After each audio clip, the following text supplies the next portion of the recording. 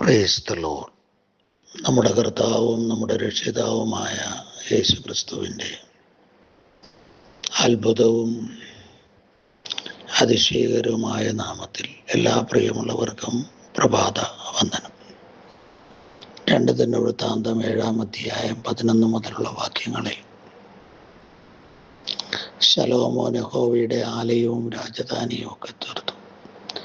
യഹോവയുടെ ആലയത്തിലും തൻ്റെ അരമനയിലും ഉണ്ടാക്കുവാൻ ശലോമോന് താല്പര്യമുണ്ടായിരുന്നതൊക്കെയും അവൻ ശുഭമായി നിവർത്തിച്ചു. അതിനുശേഷം യഹോവ രാത്രിയിൽ ശലോമോന് പ്രത്യക്ഷനായി അവനോട് അരുളിച്ചെയ്തെന്നാൽ, ഞാൻ നിന്റെ പ്രാർത്ഥന കേട്ട് ഈ സ്ഥലം എനിക്ക് യാഗത്തിനുള്ള ആലയമായിട്ട് തിരഞ്ഞെടുത്തിരിക്കുന്നു. മഴ പെയ്യാതിരിക്കേണ്ടതിന് ഞാൻ ആകാശം അടയ്ക്കുകയോ ദേശത്തെ തിന്നു മുടിക്കാതിരിക്കേണ്ടതിന് വെട്ടുക്കിള്ളിയിടുകയോ കൽപ്പിക്കുകയോ എൻ്റെ ജനത്തിൻ്റെ ഇടയിൽ മഹാമാരി വരുത്തുകയോ ചെയ്താൽ എൻ്റെ നാമം വിളിക്കപ്പെട്ടിരിക്കുന്ന എൻ്റെ ജനം തങ്ങളെ തന്നെ താഴ്ത്തി പ്രാർത്ഥിച്ച് എൻ്റെ മുഖം അന്വേഷിച്ച് തങ്ങളുടെ ദുർമാർഗങ്ങളെ വിട്ടുതിരിയുമെങ്കിൽ ഞാൻ സ്വർഗത്തിൽ നിന്ന് കേട്ട് അവരുടെ പാപം ക്ഷമിച്ച് അവരുടെ ദേശത്തിന് സൗഖ്യം വരുത്തി കൊടുക്കും. ഈ സ്ഥലത്ത് കഴിക്കുന്ന പ്രാർത്ഥനയ്ക്ക് എൻ്റെ കണ്ണ് തുറന്നിരിക്കുകയും എൻ്റെ ചെവി ശ്രദ്ധിച്ചിരിക്കുകയും ചെയ്യും.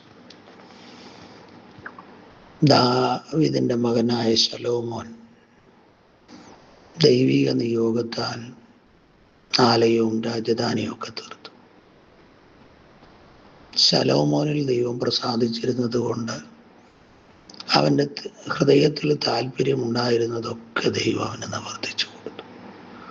മാത്രമല്ല, ദൈവം അവനോട് രാത്രിയിൽ പ്രത്യക്ഷനായി പറഞ്ഞത്, നീ പറഞ്ഞ ആലയം ഞാൻ യാഗത്തിനായി തിരഞ്ഞെടുത്തിരിക്കുന്നു. നമ്മൾ പണിയുന്ന കാര്യങ്ങൾ ദൈവം അംഗീകരിക്കുന്നു എന്നുള്ളതാണ് പ്രിയരെ ആ പ്രവൃത്തിക്ക് ലഭിക്കുന്ന അംഗീകാരം.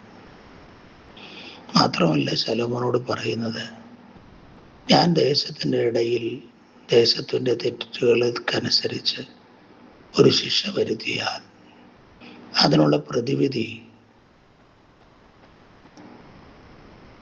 എൻ്റെ നാമം വിളിക്കപ്പെട്ട എൻ്റെ ജനം തങ്ങളെ തന്നെ താഴ്ത്തുന്നത്.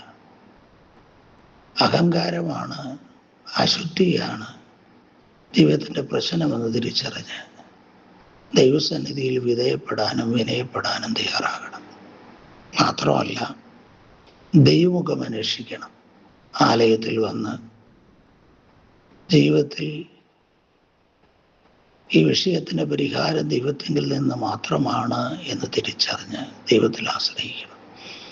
എന്നിട്ട് പ്രശ്നത്തിന് കാരണമായിരുന്ന തെറ്റുകളെ, ദുർമാർഗങ്ങളെ വിട്ടുതിരിയണം. അതിനെ ഉപേക്ഷിച്ച് ദൈവത്തിങ്കിലേക്ക് മടങ്ങി വരണം. അങ്ങനെ ചെയ്താൽ ദൈവം പറയുന്നു, ഞാൻ സ്വർഗത്തിൽ നിന്ന് കേട്ട് അവരുടെ തെറ്റുകളെ ക്ഷമിച്ച് അവരുടെ ദേശത്തിന് സൗഖ്യം വരുത്തും. പ്രിയമുള്ളവരെ, ദേശത്ത് അനർത്ഥവും പ്രതിസന്ധിയും ഒക്കെ വരുമ്പോൾ അതിനുള്ള പരിഹാര മാർഗം ഏതൊരു കാലത്തും ഇത് തന്നെയാണ്. ദൈവത്തിൻ്റെ നാമം വിളിക്കപ്പെട്ട ജനം തങ്ങളെ തന്നെ താഴ്ത്താനും ദൈവമുഖം അന്വേഷിക്കാനും ദുർമാർഗങ്ങളെ വിട്ടുതിരിയാനും തയ്യാറാകണം. അങ്ങനെ ചെയ്താൽ ദൈവം സ്വർഗത്തിൽ നിന്ന് കേട്ട് സൗഖ്യം വരുത്തും. ദേശത്തിൻ്റെ വിടുതലിന് മാർഗം ഈ ഫോർമുലയാണ്. അത് ജീവിതത്തിൽ പ്രായോഗിക തലത്തിൽ കൊണ്ടുവരുമ്പോഴൊക്കെയും ദേശത്തിൻ്റെ സൗഖ്യം വന്നിട്ടുണ്ട് എന്നുള്ളത് ഒരു ചരിത്ര യാഥാർത്ഥ്യമാണ്.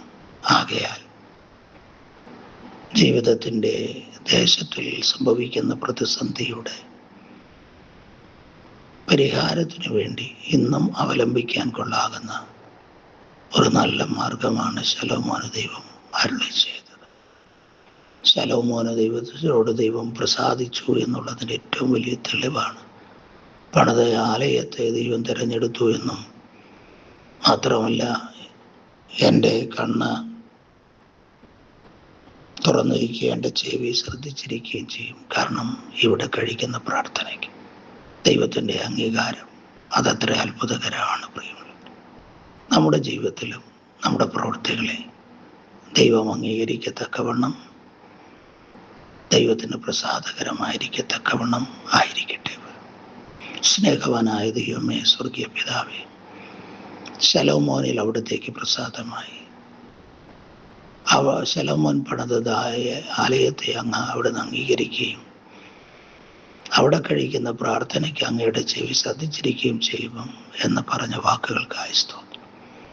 ദേശത്തിൻ്റെ സൗഖ്യത്തിനായി അങ്ങ് പറഞ്ഞിട്ടുള്ള മാർഗങ്ങൾ ഇന്നും അവലംബിക്കാൻ ഞങ്ങളെ ഓരോരുത്തരെയും കൃപ തലയണം.